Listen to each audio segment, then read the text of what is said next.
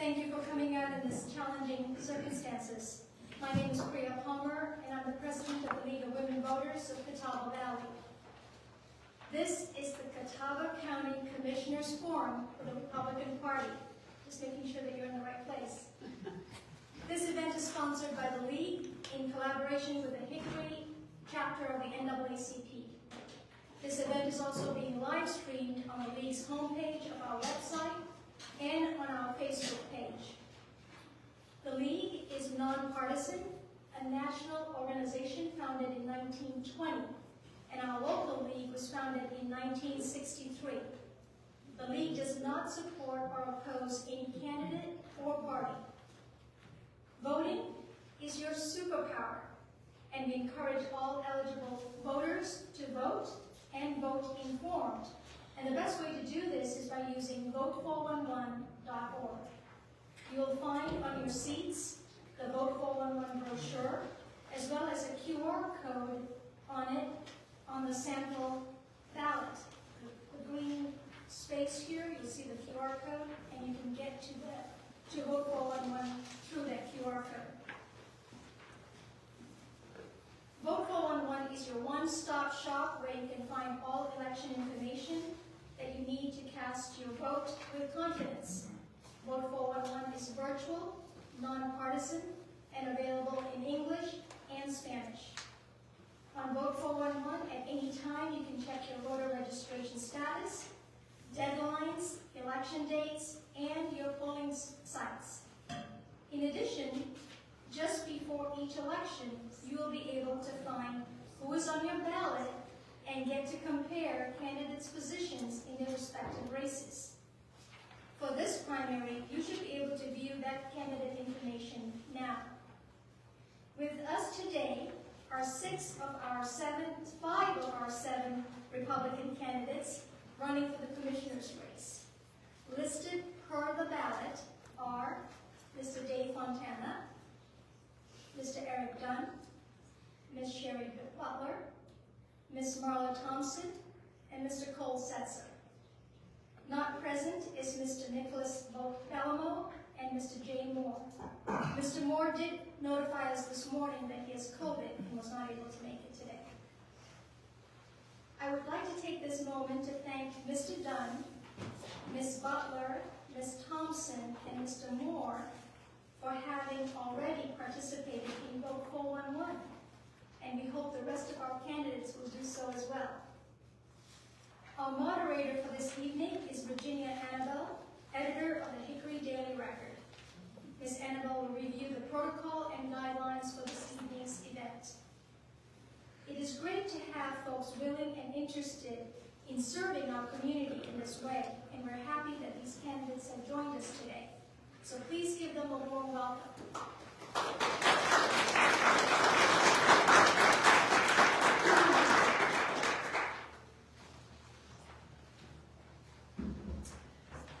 All right, make sure this is pointed in the right direction. Good evening and welcome. Like you heard, my name is Virginia Annabelle, and I'm the editor of the Hickory Daily Record, and I will be our moderator tonight. Thank you all so much for joining us for this forum, and good evening to all of our candidates who are here. Before we begin, I would like to briefly describe what the Board of Commissioners does for our community. The board, acting as a body, is responsible for setting local policies, adopting the county's annual property tax and spending levels, including funds for public education and the community college, and critical areas such as public health, zoning, public safety, and emergency services, while still ensuring fiscal responsibility and representing the interests of county residents. Now, a few notes for our candidates tonight. Each candidate will have 1 minute for introductions first, and then each question will be asked of every candidate, and you'll each have 1 minute to respond. Our timekeeper is set right here, so keep an eye on her. She will give you a 30-second warning and then a signal when time is up. And if you keep on going, then I have to jump in. I'm gonna have to do that. So you can see the minutes up and your comments as quick as you can. Thank you so much. To ensure fairness, candidates may not offer rebuttals. At the conclusion of the forum, each candidate will have 1 minute for closing remarks. For our audience, if you would like to submit a question, please write one per index cards. You should have index cards on your seat and pens to write with. And once you have your question done, just raise your hand and a volunteer will come and collect it. This is the index card and pen has been placed on your chair. I already said that. For those, okay. All questions from the floor will go through a brief vetting process to allow us to combine similar questions, eliminate duplicates, and ensure the questions are relevant and appropriate. Due to time constraints, we may not be able to get to every question, but I'm pretty hopeful. This event is being live streamed. Hello. Unfortunately, we will not be taking questions via the live stream. We ask that you please hold your applause until the end of the forum. And finally, please take a moment to silence your cell phones. We'll give you all a second to do that right now.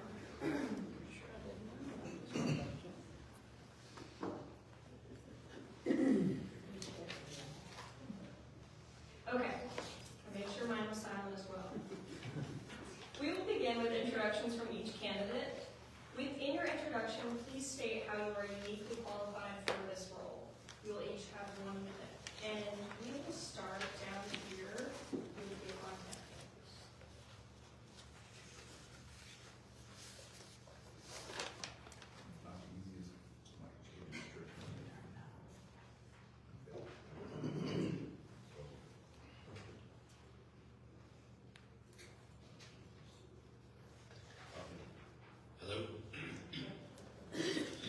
Hello everyone, thank you for coming out. My name is Dave Fontana. I'm running for County Commissioner. I've lived in Catawba County for about 6 years now.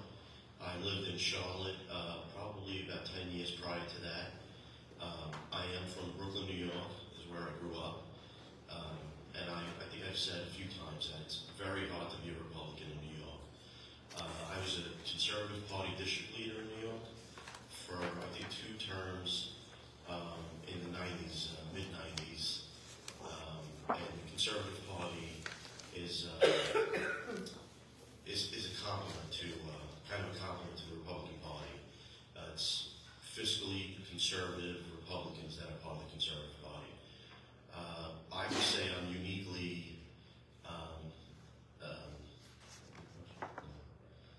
qualified to run for County Commissioner, to be County Commissioner. I've built a business in New York and then here again in North Carolina. Thank you. Hi, my name is Eric Dunn. The 1-minute version is that after spending 8 years on active duty, I went to law school part-time at night while working full-time and helping my wife raise 3 little kids at the time.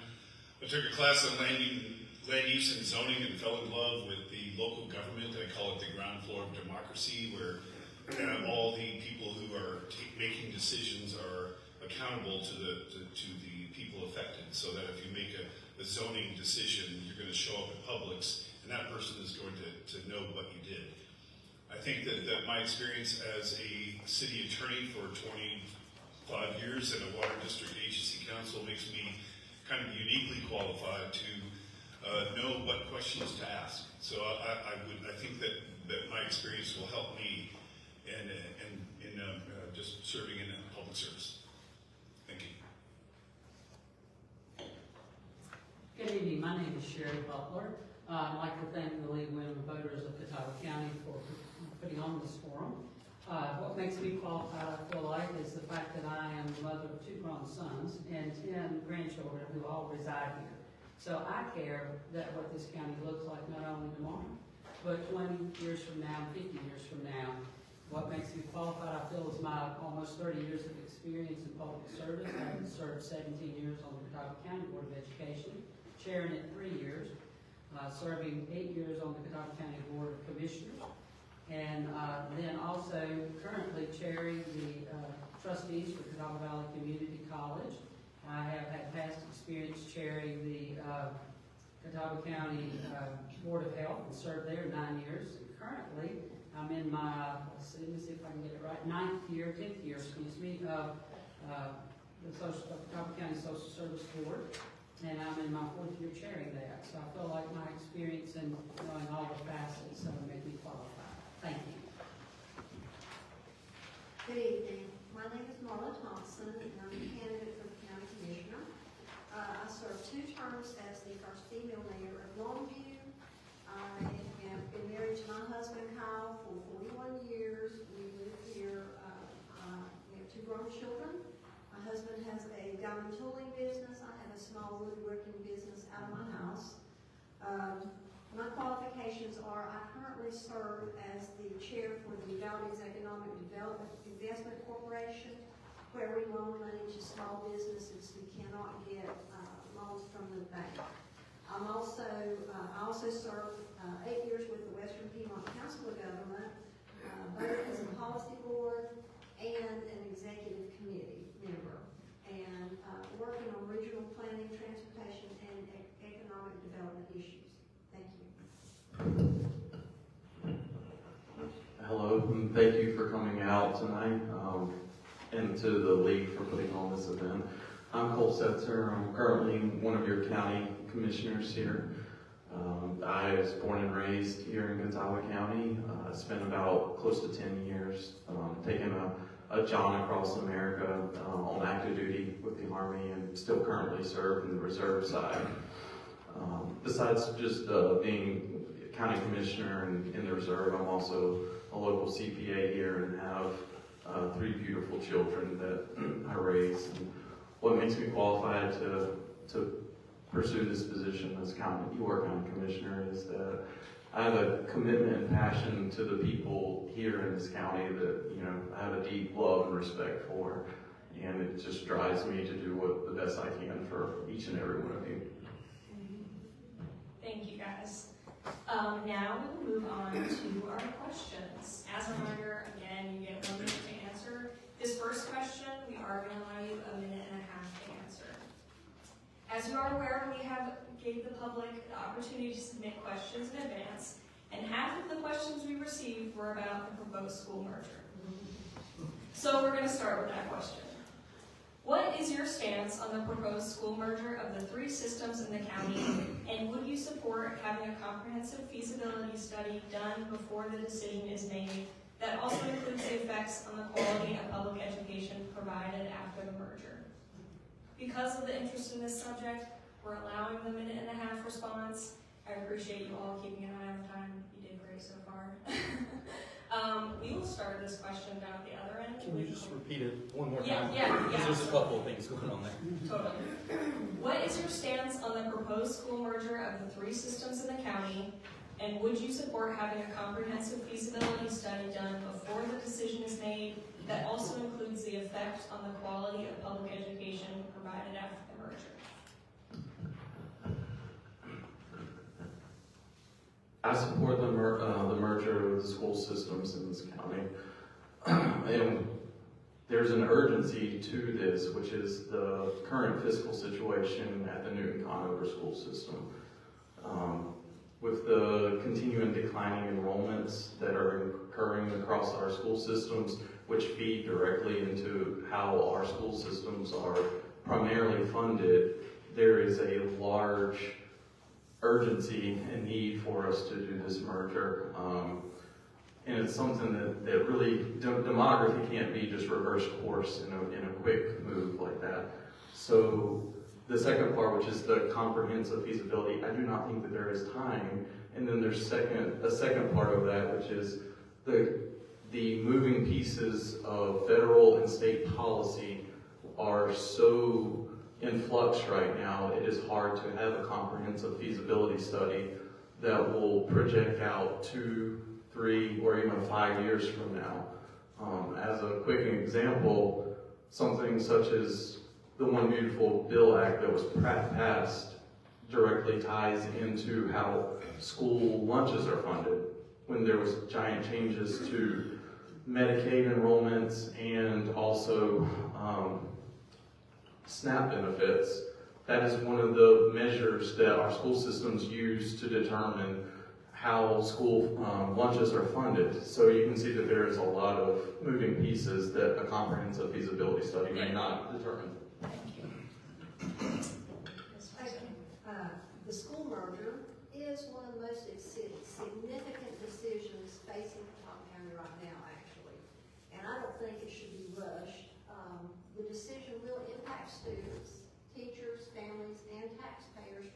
situations. Before this decision is made, I think there should be a feasibility study. It needs to examine the academic outcomes, the long-term costs, traffic, transportation, staffing, governance, and community impact, especially in the rural areas. Transparency and public input are critical. I'm not opposed to making the change. If the study comes back and it says, yes, you need to do this, then I will be all for it. But the data, there just needs to be more data. Thank you. I am for the merger. We could study it from now on. It's been studied for about 50 years in Catawba County at various points in time. Last study prior to this one was in 1996. And what you have, and this is, the state law requires that in a county government where there's multiple systems that you fund them the same locally. You fund them equally.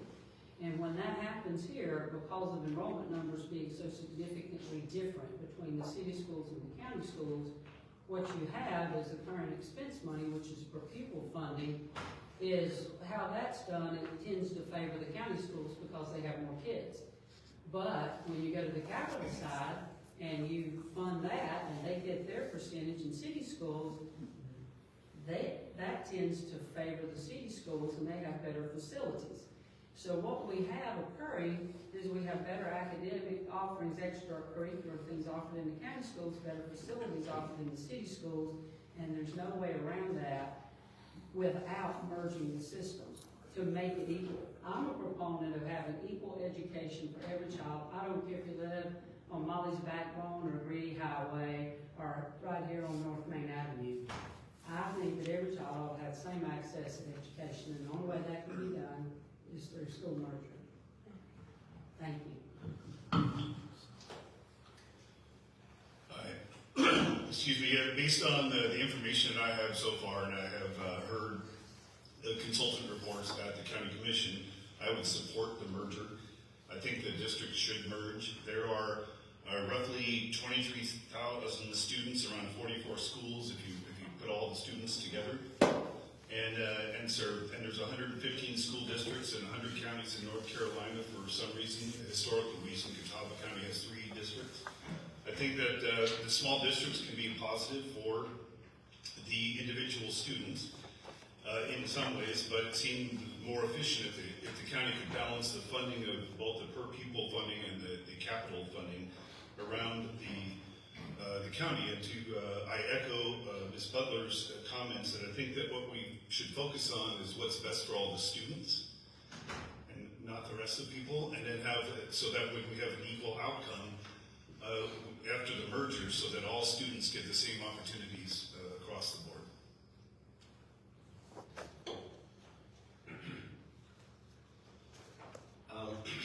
So I'm not for the merger.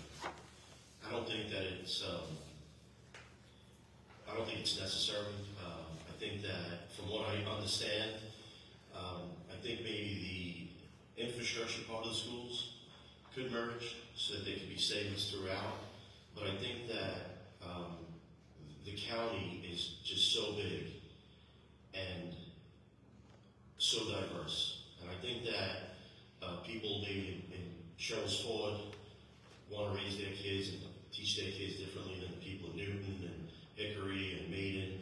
So I think that the parents should have a choice in the curriculum and should control the curriculum. And if the schools merged for the purpose of infrastructure spending and saving, then that I would agree with. But as far as education goes, I think it doesn't benefit some of the areas as much as it does the others. Thank you all so much for answering that question that I know is on a lot of people's minds. For the remaining questions, you'll have 1 minute each, and we'll keep going in this direction, but I'll just kind of go down the line on who we start with. So the next question we will start with Mrs. Thompson. How will you manage the financial impacts of H.R. 1, the One Big Beautiful Bill, as the bill shifts significant unfunded mandates to the state of North Carolina and Catawba County, specifically Medicaid and eligibility for supplemental nutrition assistance program? SNAP. And if we get down the line and someone needs me to repeat the question, just ask before you start. Say that one more time. How will you manage the financial impacts of HR 1, the one big beautiful bill, as the bill shifts significant unfunded mandates to the state of North Carolina and Catawba County, specifically Medicaid and eligibility for Supplemental Nutrition Assistance Program, SNAP? And this, okay, so this is for our children as far as, or let me make sure, is this for kids or adults or everybody? Everybody. Okay. Well, I mean, when we look at the government, I know that we have to follow their rules and things like that, especially if it's federal, which SNAP is federal, if I'm not mistaken. And we would just, I mean, to me, anytime you have some kind of federal, I think you have to look at the situation, the people in, determine who needs the most first and take care of the ones who are in need of it the most. And then you can come in with the rest of the, to help the other people. And this one's a little bit new to me, so I don't have a lot of answers because I've not gotten into this a lot yet. I've been doing so much research on the school merger. Thank you. Thank you. The federal government sets the guidelines for the SNAP program and who, and you submit this, you put the stuff in the formula and it spits out whether someone qualifies for benefits or not. So if they adjust the formula and they adjust the funding, there's not a lot locally that could be done differently because the Department of Social Services is charged with following the federal laws as well as the state laws, and that's our first and foremost thing. What we do well in Catawba County, and what sets us apart, I think, is how we always rise to the occasion to make sure that we help people, and we work well. Our local social service agency works well with our faith-based community to make sure that those needs are met. That happens now currently when people don't qualify for SNAP, but yet they're in need. We reach out to the community and find ways that people don't go hungry, and we're blessed to have some good services here with that.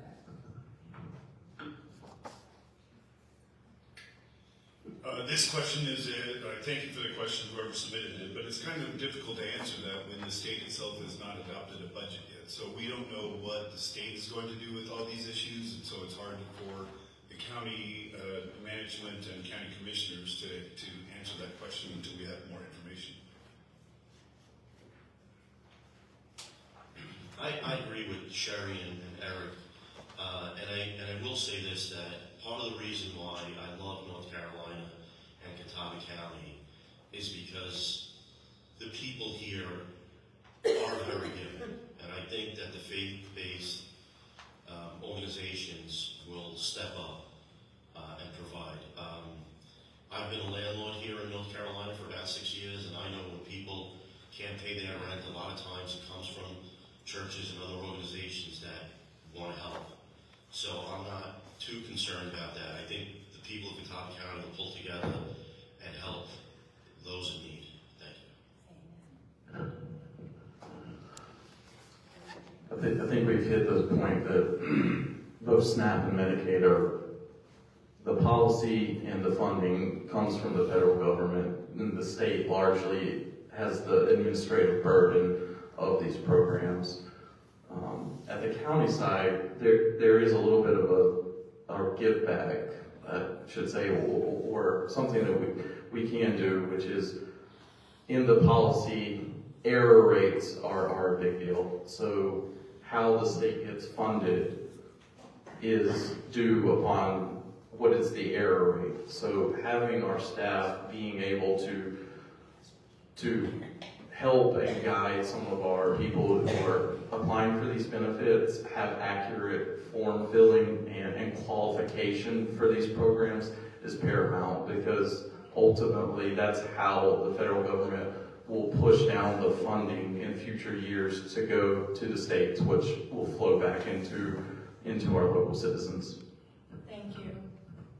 All right, we will start this next question with Ms. Butler and come this way around. Catawba County is growing faster than its infrastructure in some areas. What is the one infrastructure investment you would prioritize in your first term to manage that growth? How would you pay for it? And what consequences are we facing if the county delays action? Okay, would you read it again? Yes. And this is a submitted one from our audience. Thank you. Catawba County is growing faster than its infrastructure in some areas.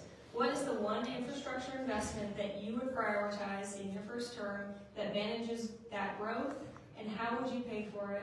And what consequences are we facing if the county delays action? I think one of the things that we've always tried to do in Catawba County is with our prioritization has been with water and sewer, and I would continue to keep an eye on that. You can't have growth and expansion without having the proper water lines and sewer lines extended into the communities where they need to be. And how you pay for that is that you devise the program to where, as the fees come in to people using it, that you're able to pay for it and you're not spending a lot. And also, we've been fortunate enough to get grants and money from the state to fund a lot of the water lines extensions so that you're not using any taxpayer dollars to do that with. And that's how I would continue to monitor that and work with that. Of course, we have nothing to do with the roads. Everybody wants to know what we're going to do with roads. I want to throw that in there. That's the North Carolina DOT, not Catawba County. Just want to make sure I'm clear on that. Thank you. I will answer this question kind of from a personal perspective of living in the Sherrills Ford area, which has experienced like outstanding amounts of growth in the last few years. I think the infrastructure investment there goes with the prior question about schools. I think that Sherrills Ford Elementary needs to be expanded. There might need to be other middle schools or an investment there. How is it funded? Well, we have a limited tax base, and so we have to make choices as to where that money is going to be spent. The consequences of not doing that is the kids who live there are going to be packed into mobile units and that could affect the quality of their education in the future. I also would focus on infrastructure investments like for the SECC Business Park that's on 16 and 150. I think there's opportunities there to bring in businesses and, well, watch the time's up, businesses that could create a higher tax base. Thank you.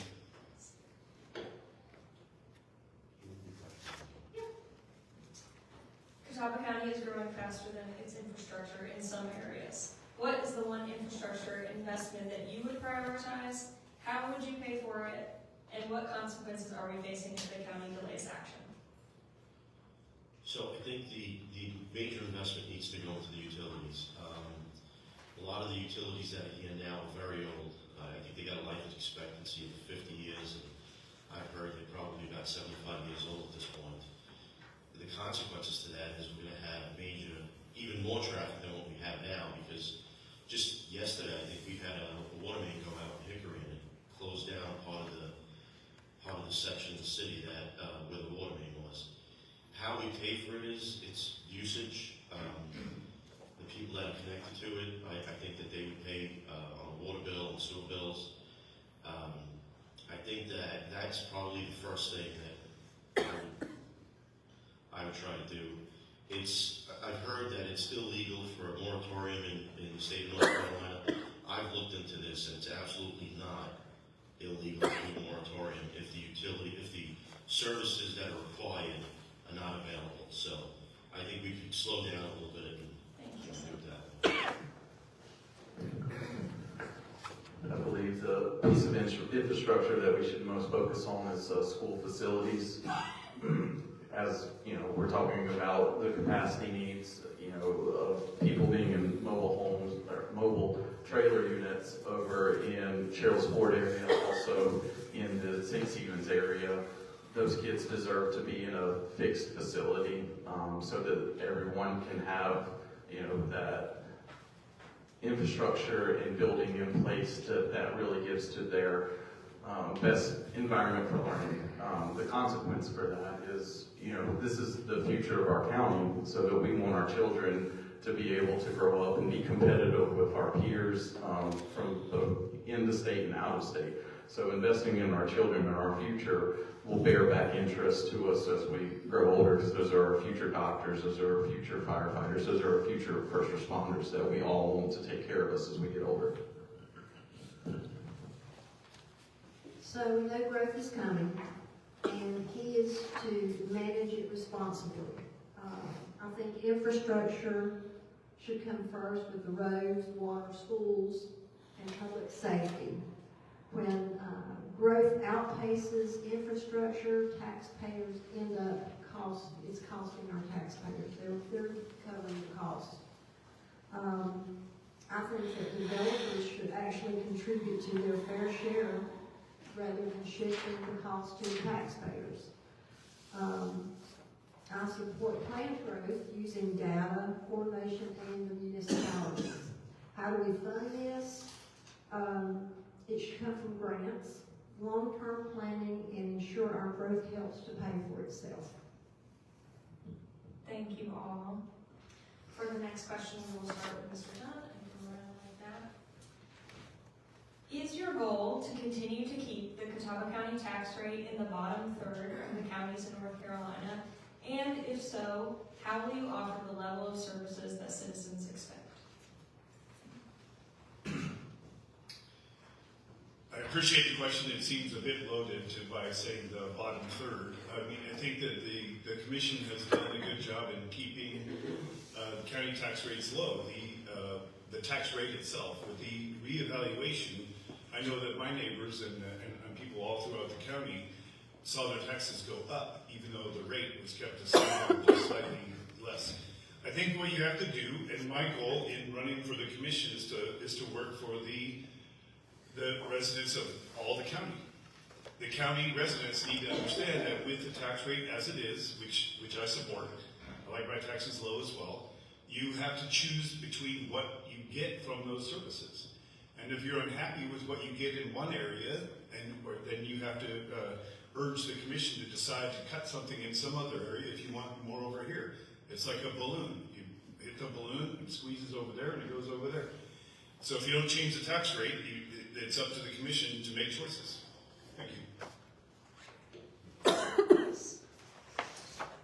Is your goal to continue to keep the Catawba County tax rate in the bottom third of counties in North Carolina? And if so, how will you offer the level of services that citizens expect?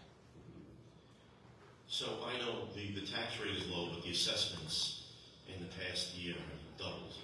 I know that my taxes have doubled, and maybe a little bit more than doubled. The services, I mean, I've looked at the budget, and I think that some of the departments could probably cut a little bit.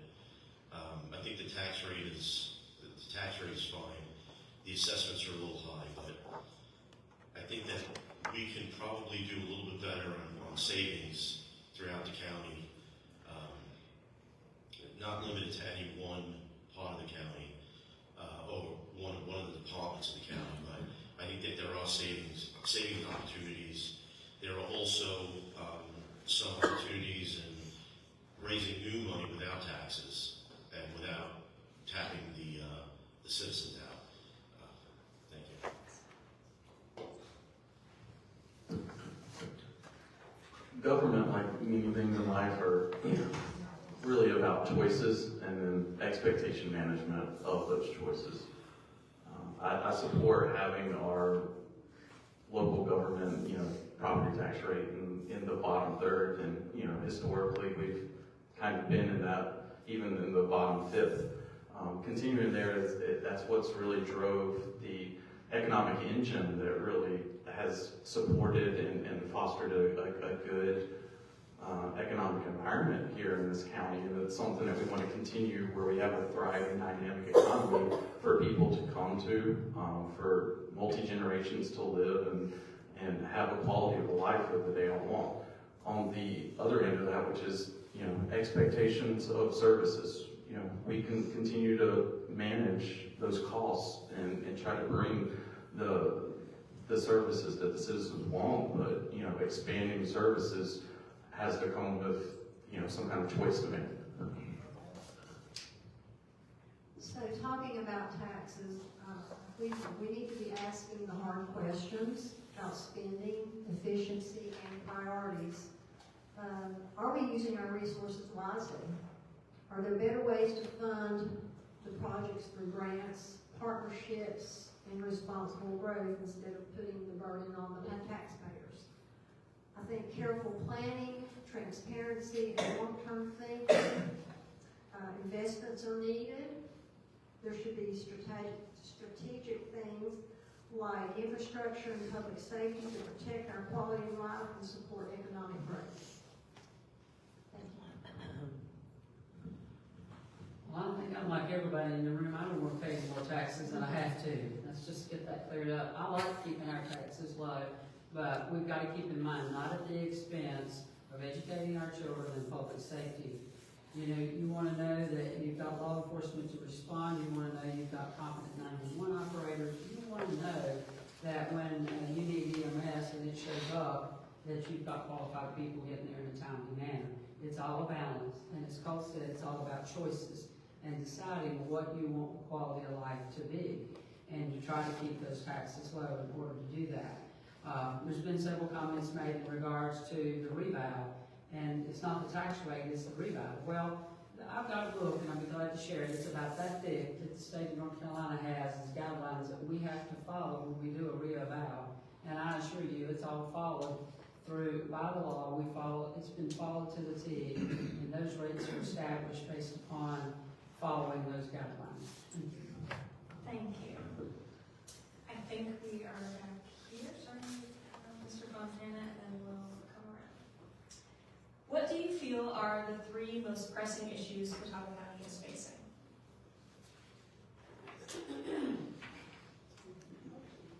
The three most pressing issues is the school system merger, which we've discussed, infrastructure issues, which we've discussed, and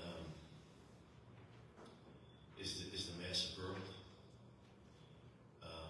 I have some time, and I'd like to say that the book that tells the counties how to assess must be different in Mecklenburg County, because I own property in Mecklenburg County, and my assessments haven't gone, they haven't doubled.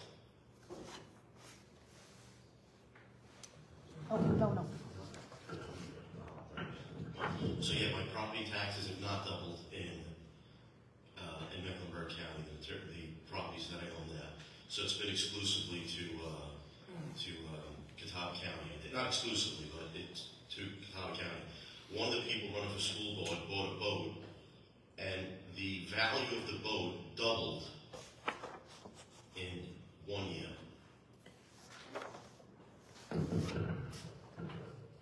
Yes, the three issues that I think are most important to the county are school merger, as we discussed, growth, stewardship of growth in our county.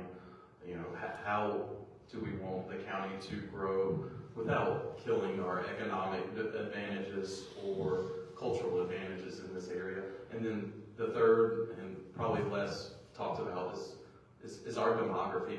This is an aging population, that not just here, but the United States. And how do we manage an aging population where we start having more and more seniors in our community, and the strains and how medical, first response, and emergency management are going to have to navigate the waters of having that type of demography in our community.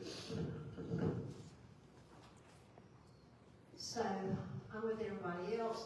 The school merger is, of course, the number one.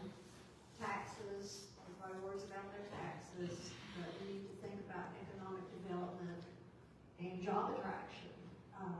A lot of people, I've been asking many times, how do we keep people here in Catawba County? Offer them better jobs, better pay. I think supporting recruiting industries that provide good paying jobs and long-term stability. But we also need to think about the small businesses too, because they're our backbone. And those are the things I think that we need to look at. Thank you. Obviously, school merger and growth, but the one I'd like to spend my time on talking about is the whole economic development and attraction of business, because it's got multifacets to it, because as our population does age, as Cole's referred to, we're close to having more retired people in this county than we do having working age people. And so we've got to have people come here, so that's where the growth comes in, but we've got to have, we want high-paying jobs or higher-paying jobs, we don't want just any job.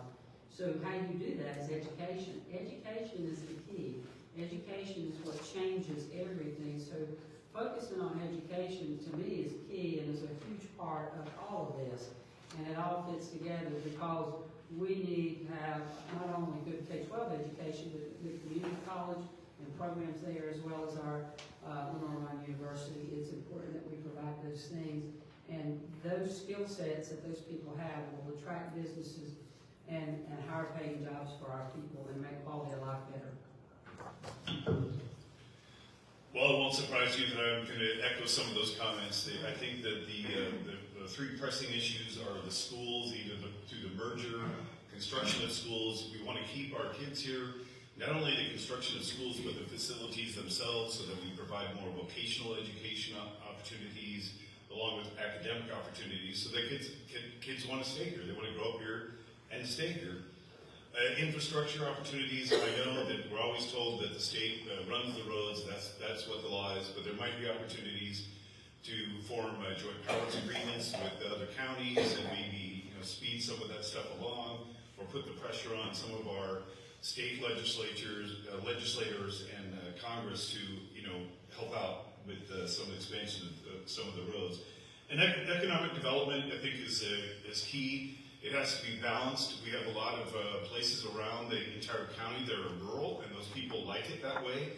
And so, but there are places that we could have economic development. My time's up. Thank you.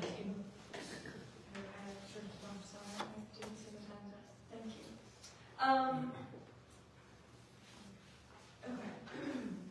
Okay, this is, we're getting some feedback from online that some are having trouble understanding the speakers. So if you guys can just make sure to speak clearly into the mic, just hold it like straight in front of you. I think that'll help. Thank you. Our next question, we will start down there, Mr. Spencer. How will you balance the need for more affordable housing and commercial development versus the desire among many in the county to stop additional development which sacrifices farmland and scenic areas of the county? Can you repeat that one more time? Yes. I should just repeat that twice. How will you balance the need for more affordable housing and commercial development versus the desire among many in the county to stop additional development, which is sacrificing farmland and scenic areas of the county?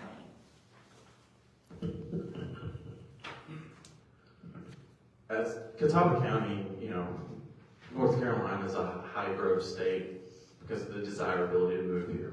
Charlotte's one of the 10 fastest growing metropolitan areas because of the desirability to move here. As we're kind of a satellite, of North Carolina and Charlotte, there's a high desirability to move here, and that's a good thing. It drives our economy and it drives growth. But we can, with that desirability, drives an ability to be a little bit more choosy in what we allow into our community. And we can talk, with a lot of the developers who want to come in here and maybe use that as a way to nudge or guide them into types of housing that are better suited for many of our residents here, ones that have been here before and a long time, and that can balance that. Thank you. So, sorry, can you hear me now? So, growth and quality of life can coexist when development is planned. I think problems arise when growth outpaces the infrastructure and services. Clear expectations and thoughtful planning help ensure the growth strengthens, not strains, the communities. So the right growth protects the quality of life. And that's it. Thank you.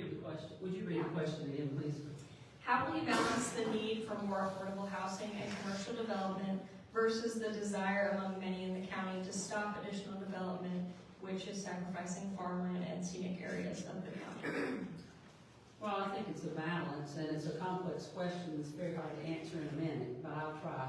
I think that you have to try to balance that, or what, as Cole said, what you allow in here, and you try to encourage developers to make sure that there's affordable housing. There's been a number of those that have happened. You just got to continue to monitor and watch. You also need to watch what, and pay attention to what the citizens are wanting in regards to housing as well. And at the same time, you've got to be mindful of landowners, because they have a right to sell their property. And so when people inherit it, or they have their property and someone comes along and offers them a price for it, they have a right to sell. And so you've got to work with the landowners as well and balance that, and to try to make a balance in quality of life as best you can. And it's not an easy thing to answer in a minute. Thank you. I think the word I was going to use has already been used down the row here is balance. People need places to live, so we need to provide places that people can afford, whether it's to rent or to buy. And property owners have the right to build in their, under the county zoning regulations. But I think if you're going to have some of those things, you only need so many car washes, and you only need so many auto repair shops, and so there needs to be an examination of just what is allowed in along with that housing. There are places in the county that I believe would satisfy the desires of people who want to have the rural lifestyle and the urban lifestyle. The SECC Business Park, for example, I think would be a place where we could provide jobs to people who have moved here without harming the interests of people who live in the rural areas.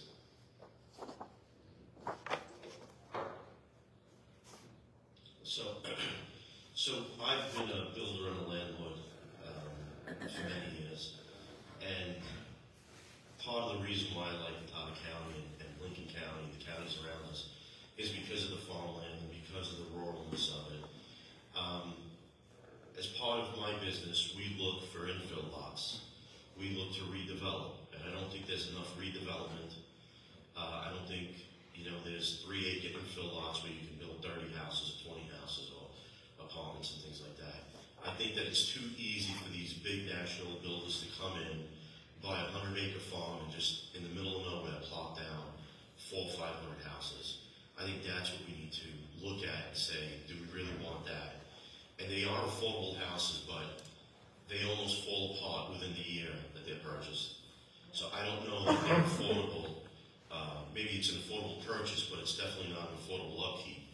And that's something that we need to look at more and more. Thank you. This next question, we'll start with Ms. Thompson. What is your reason for running, and what is your number one goal if elected? Excuse me. Well, like I said, I was the mayor of Longview for 8 years, and I was able to go in there and do a lot of stuff for the town that hadn't been happening. So I've got a lot of information and knowledge and things that I know how to do as far as budgets and things like that, and can see what people need, the county needs, and things like that. And I want to help the county. I live here. I love this county. It's a great county. I think, I would be good on board to collaborate with the other commissioners and, give them my knowledge that I have. And like I said, it's a great county. There could be so much more, and I think we can do that and make it right. Thank you. Well, my primary reason is I'm born and raised here, and I've lived here 60 of my 65 years. And I have 10 little reasons running around, and they're called grandchildren, and it matters to me. But more importantly, I have extended family and friends, and we all live here, and this is my home, and it matters to me. And my priorities would be, First and foremost would be public safety. I think you've got to provide for the safety of the citizens, not only public safety as far as law enforcement, but also through emergency services and the things that we provide with the citizens. And then my next priority would be education. Education is a key to success, and it is a great equalizer. I'm a product of public education, and my parents were payday to payday kind of people. And if I not had a public education, then I wouldn't have had a chance. And that's how we give kids a chance, is education. Thank you.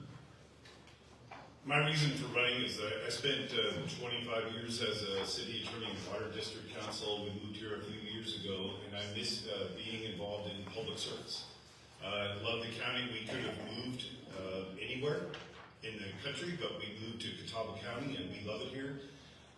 We have kids and grandkids not running around the local area, but they're easy enough to get to. And that's one of the great things about where we live. My number one goal is to be the voice of Catawba County residents. Like, I don't have endorsements or supporters, just running for myself to be in public service and to provide a voice for people in the county and make sure that the county commission's decisions are based on the desires of county residents.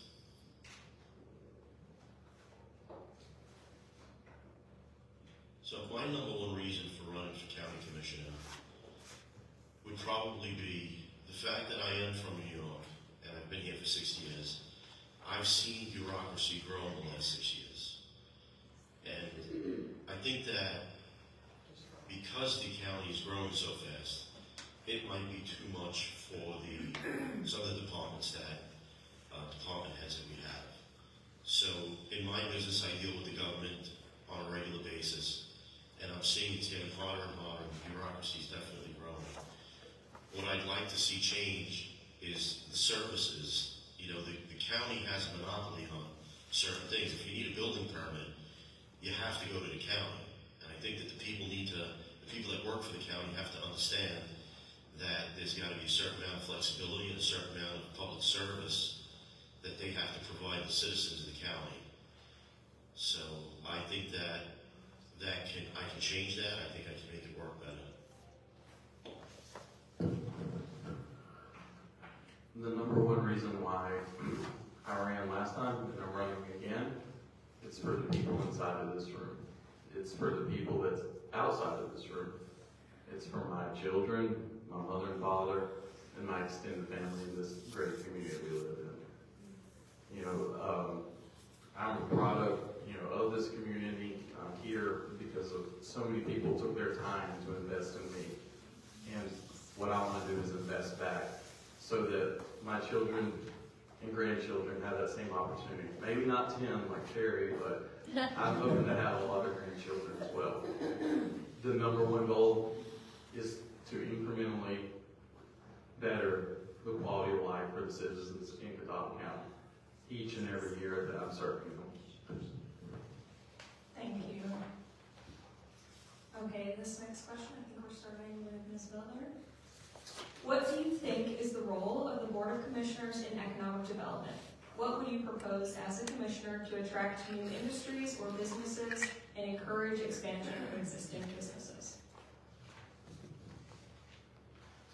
Well, the current role is, obviously, we have an economic development commission that does the recruiting on behalf of the county, and of course, it answers to the commissioners, and commissioners weigh in on whether or not they're willing to accept that company coming here or not. But all of that, again, goes back to education. I know I'm sounding like a broken record tonight, but education is so key in economic development for recruiting. The first thing when economic development reaches out to a company or a business and starts trying to recruit, they want to know is what kind of education system do you have, and they want to know what kind of higher education, what kind of community college do you have, and what kind of trades do you have, and what kind of trade schools do you have. So that is key in economic development. It is at the forefront and at the very center of economic development. Thank you.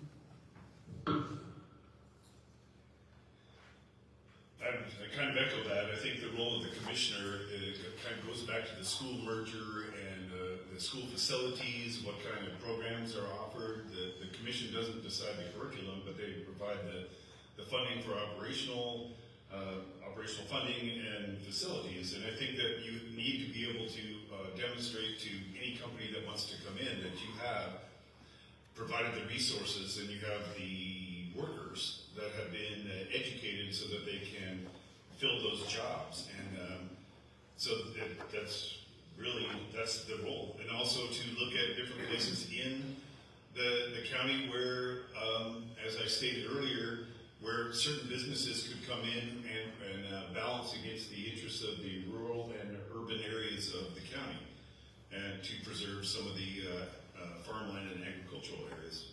Thanks.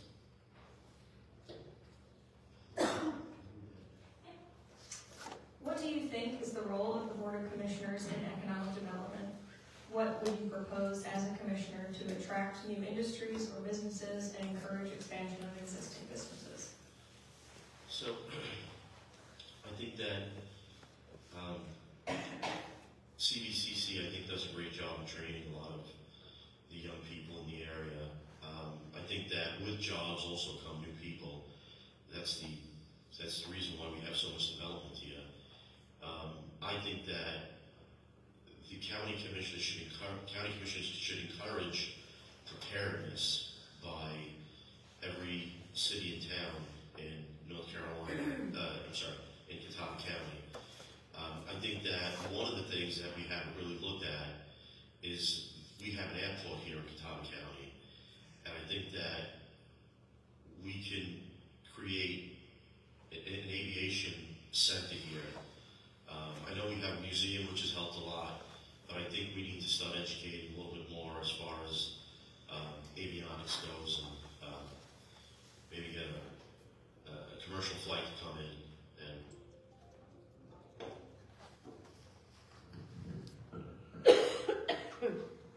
The thing the commissioners can do for this area, for economic development, is ensure that there are places for 21st century job hires to operate from. And what that includes is having a trained, proficient, and thirsty workforce, having the connectivity that you need for running a 21st century business. You know, that's utilities, that's broadband connection, those type of infrastructure that can have industrial investment into our county.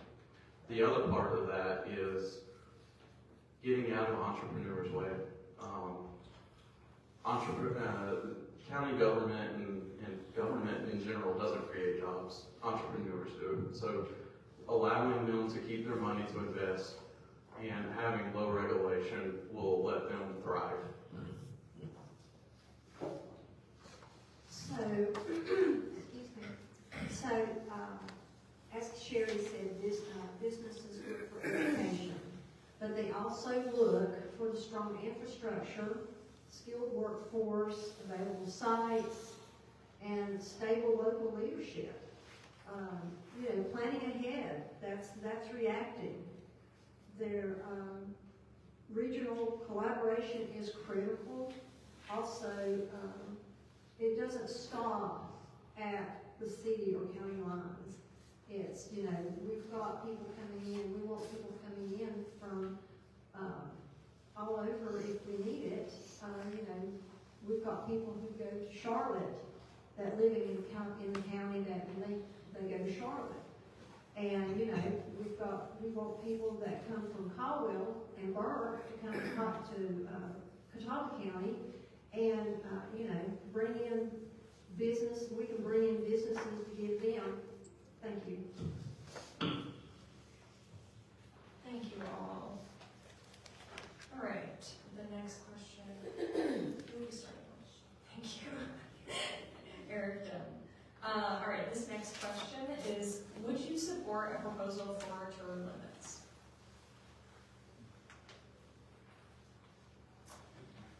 I have mixed feelings on that. I was a city attorney, as I will repeat again, for many years, and I've been in agencies that had term limits and then agencies that did not. So you have to balance, if you don't have term limits, that allows someone to serve multiple terms and work their way into other organizations like councils of governments and transportation industries, and that can be beneficial for the community. But at the same time, I do think that a turnover is useful, that there should be new people brought in. I don't know what the term limits would be, 2 terms, so that you could serve 8 years. That should be enough time to get some things done, and then turn it over to new blood, even if it's older blood like me, to just bring some new ideas and new perspectives that maybe people have had in their life experience.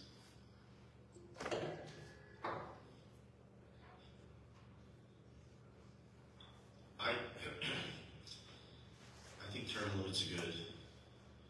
I think someone should be in, if someone's elected and they're doing a good job, they need to be there at least long enough to get something accomplished. But ultimately, I think that term limits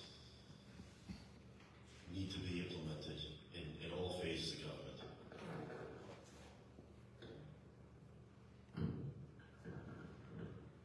I don't think term limits are necessary. I think I've never needed government to tell me what the right thing to do is. I made my own determination that I should only run 2 terms. So I self-limited myself. But, ultimately, the people that vote get to make that determination, and I don't want to limit their ability to make the determination if they want someone for 20 years or if they want them for 4 years.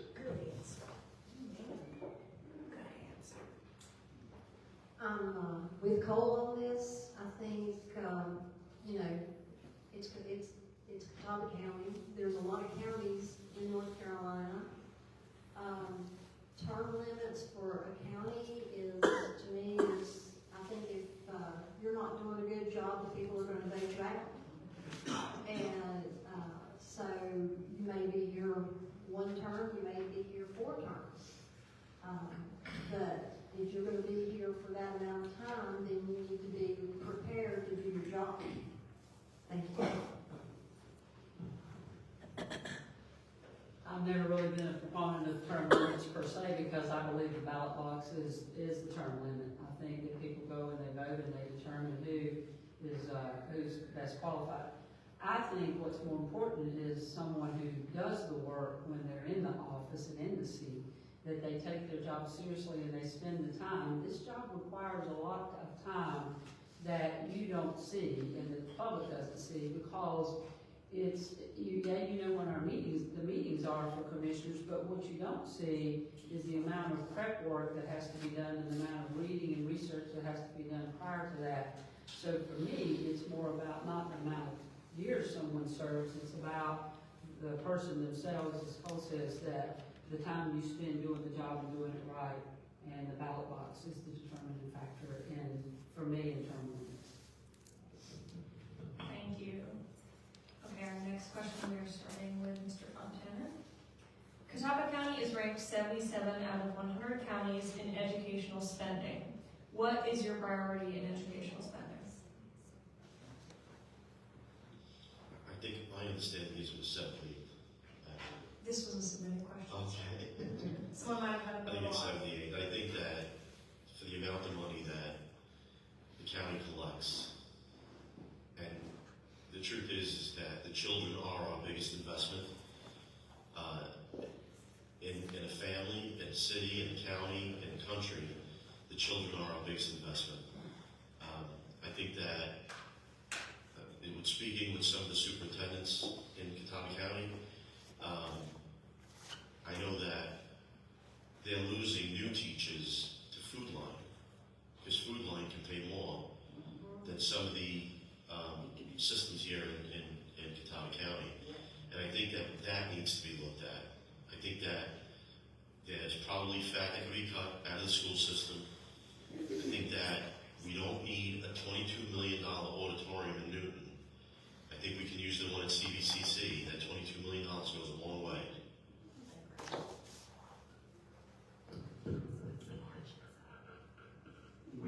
we're 77 in the state.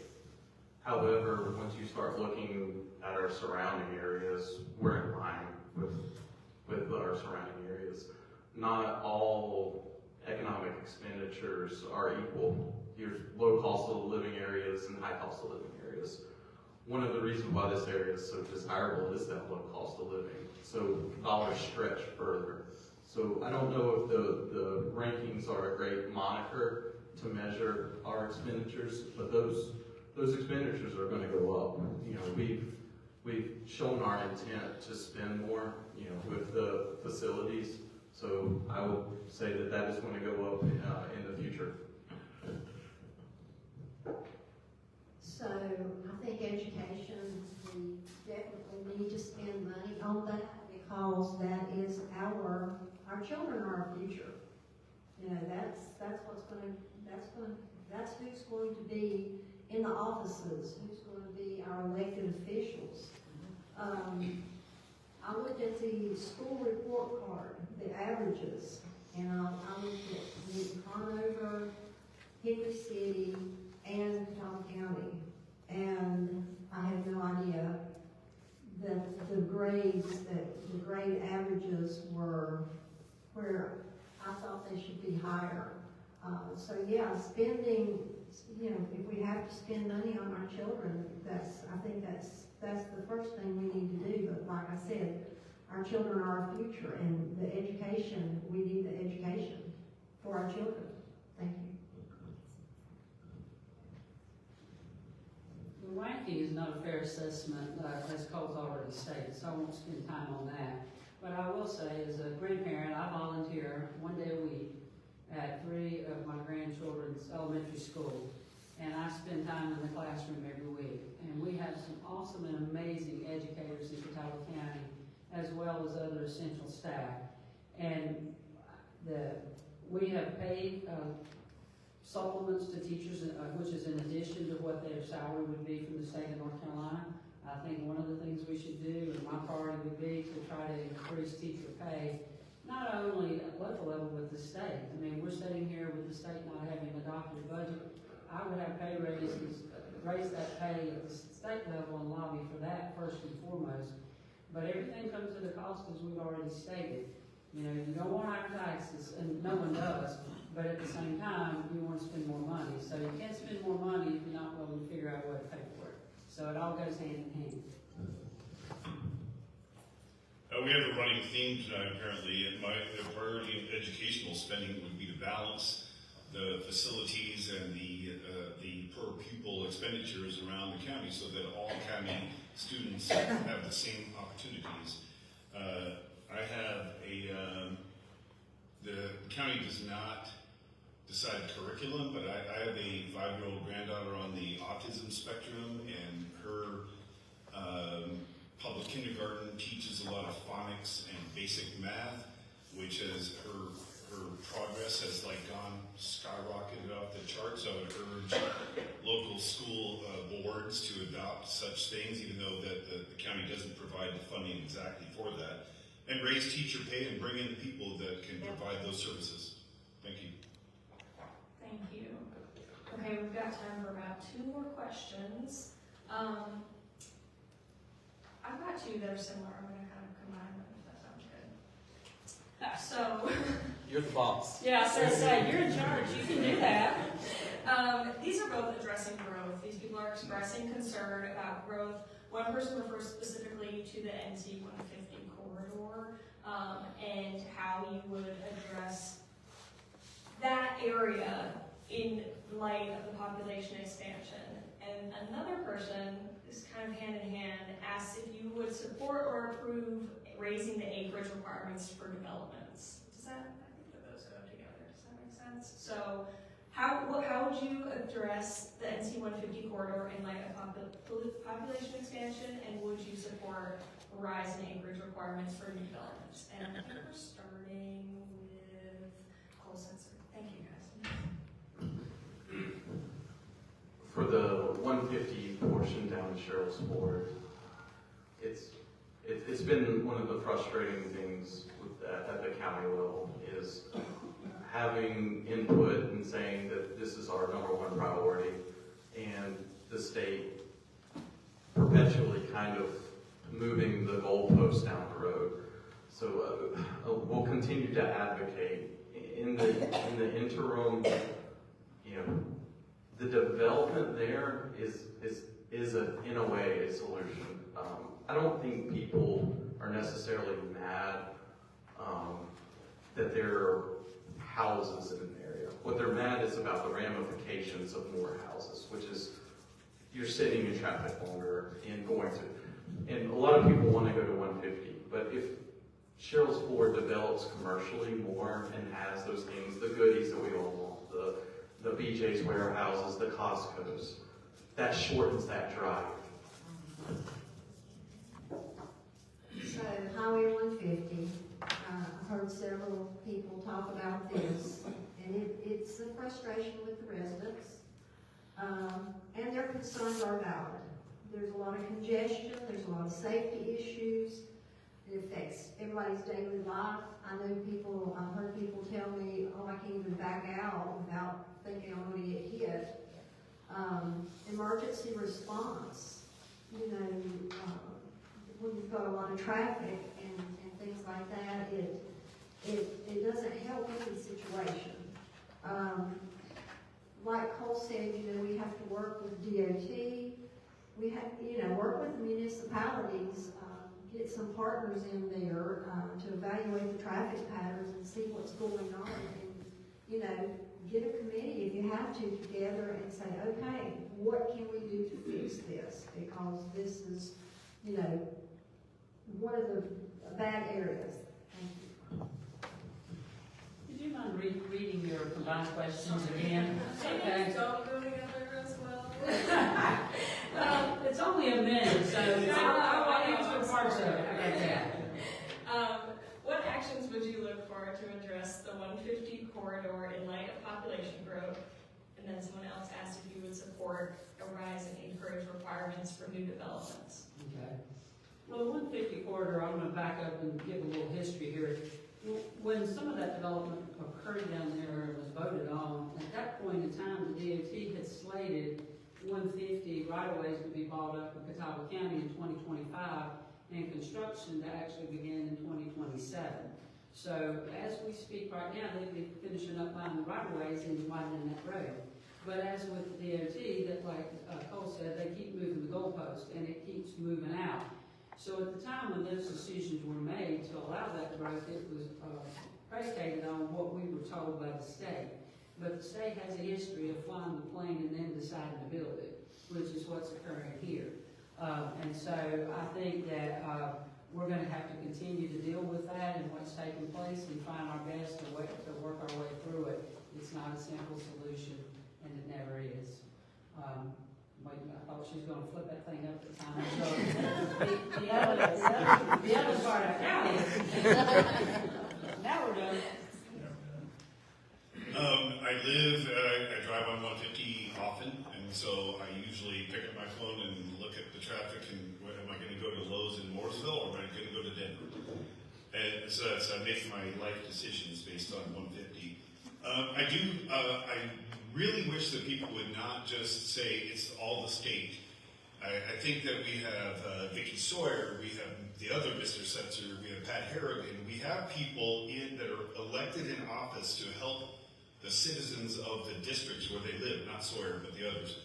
I know Iredell County approves a lot of apartments and things, and so we don't have a lot of say in that, but there's the state law allows adoption of joint powers agreements and joint powers of governments. I think that we can try to get people in the room and try to solve this more and not just say like, oh, we're going to wait till 2030 and then too bad for you.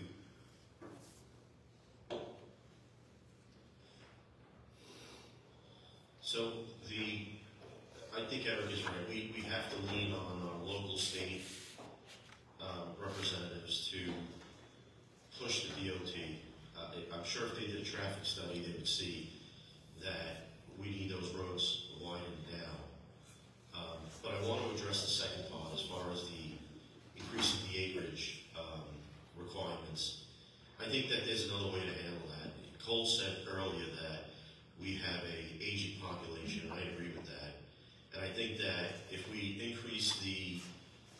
lot sizes, it's a lot more maintenance for the people that are gonna buy those homes. And I don't know that that's something that's gonna work. I think that there's another way to handle that. You know, we could do, I mean, there's so many models that we could follow, but increasing the requirements per acre is not going to work great for the aging population. Thank you guys. Thanks for putting up with me, putting those straight on. Okay, this last question, I think we were starting with Ms. Thompson. It is also related to growth. Catawba County's rapid growth is increasing demand for public safety services. How would you adjust the county's budget for law enforcement, particularly the sheriff's office, staffing, pay, and equipment, to meet the demand while still funding other critical services? They also ask what metrics you would use to justify those budget decisions. Happy to repeat that if you would like. No, that's okay. So, when I was the mayor, I did a lot with this when we had for our police department. I came in and, you know, they had no equipment. We didn't have enough police officers. So, once again, I started begging them for grants, you know, and we actually went to our state representatives on this and said, hey, you know, how about giving us some money for this? Or because we had actually never asked the state for any kind of funds, and but we went with our COG, Western Piedmont Council of Government, who has wonderful resources, and they gave us a lot of information and helped us with a lot of our grants, and we were able to get a lot of stuff for our fire department and our police department. It is a little bit harder to get grants for the police department. They like the fire department better for whatever reason, and that's fine. But I think, how's that? Repeat the question, please. Yes.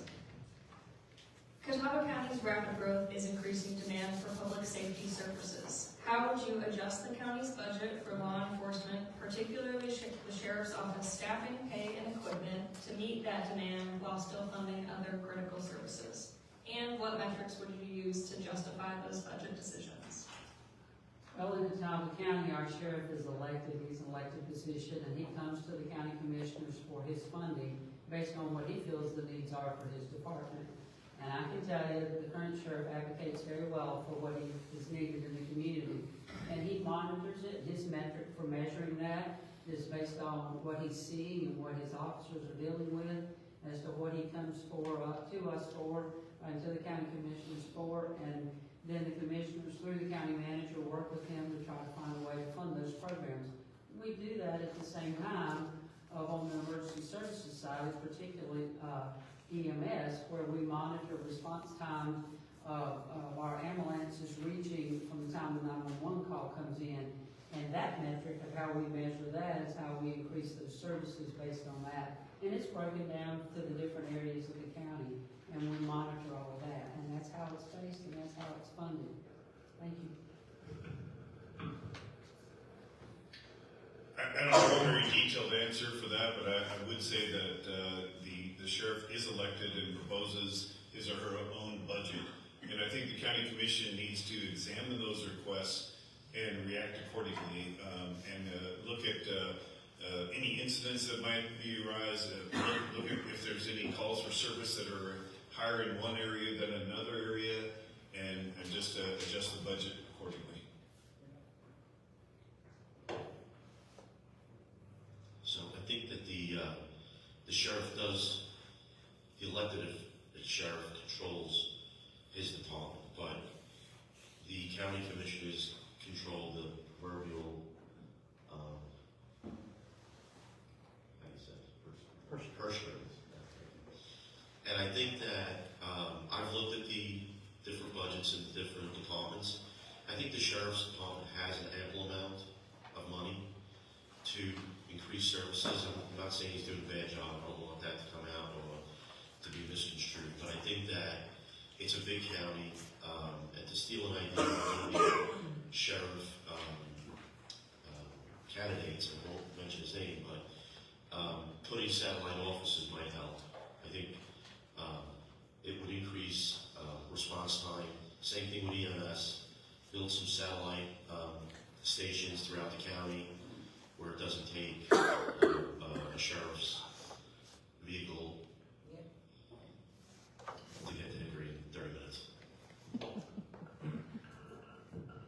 I'll echo the theme of the night, which is, we work with the sheriff, and we try to work well because the sheriff, he's elected by the people to make that decision, but he is the expert in that domain. So we work with them to best fund and facilitate what the citizens need as far as law enforcement in the area.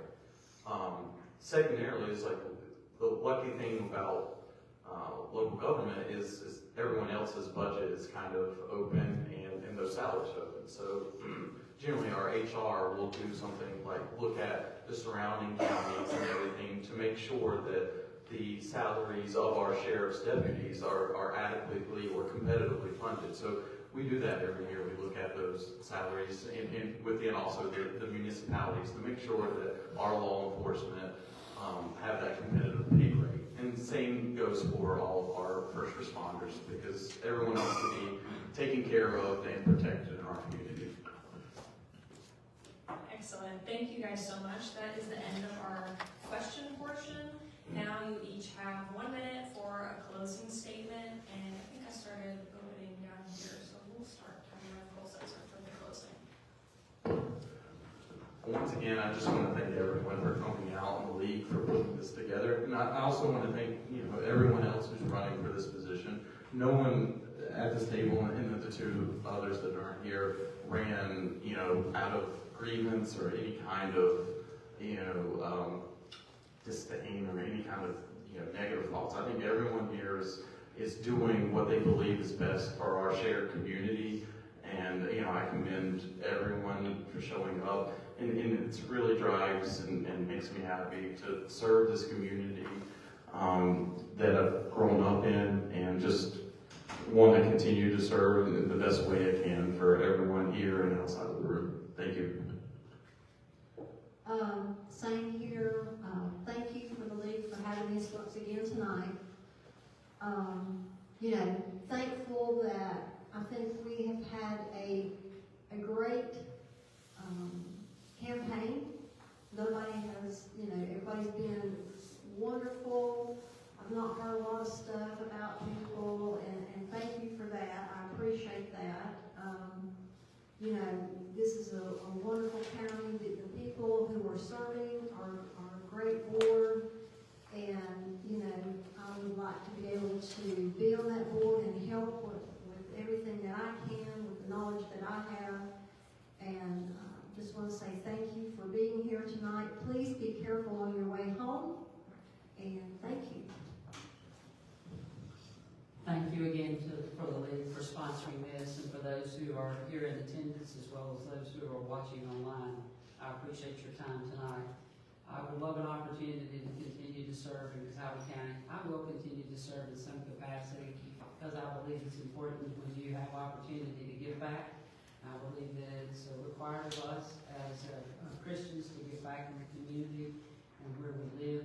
I'm very proud to live here. I feel safe. And that will always be my priority at the top of my list, is providing for the safety of our citizens and for their health and well-being. And that's first and foremost in anything. A child needs to feel safe before you can educate them. A senior citizen needs to feel safe, as well as the rest of us. And so that's always an important issue for me. Thank you again for allowing me this opportunity. And please, I would appreciate it if you would vote for me on March 3rd. Yes, thank you for putting on this event. I would just say that I really enjoy public service. I have done that for many years. I'm looking forward to contributing back to my community that we chose. I think that I have a raft of experience that would guide me in helping ask good questions and serving the residents of Catawba County. Thank you. So I think everyone here running think the intentions are good. But sometimes good intention is not enough. The county is growing, and you have a few options. It's more of the same, or people with fresh new ideas. And I think because the county is growing the way it is, and there are new people that are moving to the county, that more of the same is not going to work. Maybe this election cycle will work, maybe 2 election cycles, but ultimately it's going to catch up. And Catawba County needs new ideas, needs fresh ideas. So that's going to be your choice, really, on election day. You can have more of the same, or you can have new, fresh ideas, people from different areas. Thank you. Vote for me much more. Thank you. Thank you. Thank you guys so much for coming out. I'm going to hand it over to Priya for closing. So we greatly appreciate the respectful demeanor from everyone, so thank you. If you have family or friends who could not be here tonight, a recording of this event will be posted on our Facebook website and our website. And that video will have markers indicating where each question is asked so that you can see what the questions were again and listen to the candidates' comments. While we do not edit the comments by the candidates, we do reserve the right to edit any technical difficulties that we may spot. Thank you to Ms. Annabelle for moderating, and thank you to our candidates for participating. Most importantly, thank you to all of you for coming out tonight. We really appreciate it. Now, I'd like to acknowledge 2 individuals that are here today. First, one individual has left, so we can't acknowledge. So we'll just acknowledge one individual, and that would be Officer Bermudez from the Newton Police Department. And